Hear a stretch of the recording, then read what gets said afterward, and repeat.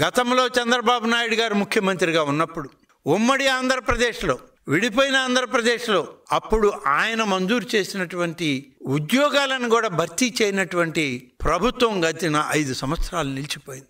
ఈరోజు 500 ఖాళీలు ఉన్నాయి అనేక విభాగాల్లో మా శాఖలో. వీటన్నిటినీ భర్తీ చేయండి, భర్తీ చేసి దేవాదాయ శాఖని పటిష్టవంతమైనటువంటి శాఖగా దీన్ని రూపుదిద్దండి అని చెప్పి గౌరవ ముఖ్యమంత్రి గారు ఇచ్చిన ఆదేశాల మేరకు దాదాపుగా 500 మంది ఉన్నటువంటి ఖాళీలను భర్తీ చేయడానికి ఇవాళ మా శాఖ సంకల్పించింది. దీనికి తగ్గట్టుగా ఇవాళ నివేదికలను తయారు చేస్తున్నాం. ఇప్పటికే మాకు రాష్ట్ర ఫైనాన్స్ వాళ్ళు కానీ జిఏడి కానీ క్లియరెన్స్ ఇచ్చింది. త్వరలోనే వీటి నియామకాలకి ఆలోచన చేస్తాము, తప్పకుండా చేయడం జరుగుతుంది. ఇవాళ మేము అధికారంలోకి వచ్చాం.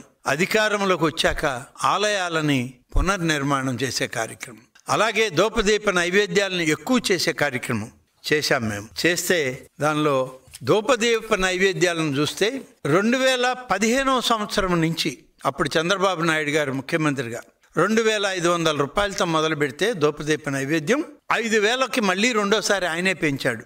ఇప్పుడు ఈ 5000 రూపాయలని 10,000కు పెంచి 2004 జూన్ మాసం తర్వాత వచ్చినటువంటి కూటమి ప్రభుత్వంలో నిర్ణయం తీసుకొని దాదాపు 66,27,00,000 రూపాయలు సంవత్సరానికి మాకు అదనపు భారం పడుతున్నా ఈ ప్రభుత్వం పేద బ్రాహ్మణులకి, పేద అర్చకులకి న్యాయం చేయాలనే ఉద్దేశంతో దాదాపుగా ఇందులో 5,211 మంది ఇవాళ ధూపదీప నైవేద్యం తీసుకునే వాళ్ళు ఉన్నారు.